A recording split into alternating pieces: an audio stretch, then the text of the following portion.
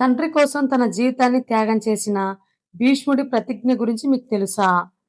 హస్తినాపురం రాజైన శాంతనుడు ఒకసారి గంగా తీరంలో సత్యవతిని చూసి ఇష్టపడి వివాహం చేసుకుంటానని చెప్పగా, ఆమె తండ్రి నా కుమార్తె పిల్లలే రాజ్యాన్ని పాలించాలి అని షరతు పెట్టాడు.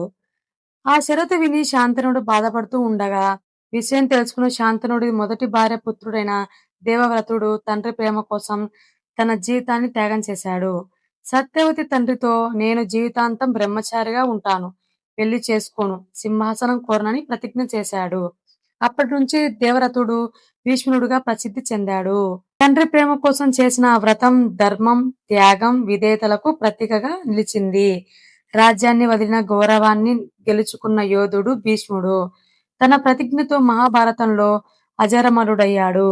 ఇదే చరిత్రలో చిరస్మరణీయమైన భీష్మ ప్రతిజ్ఞ. మా కంటెంట్ మీకు నచ్చినట్లయితే జై శ్రీకృష్ణ అని కామెంట్ చేసి మా ఛానల్ సబ్స్క్రైబ్ చేసుకోండి.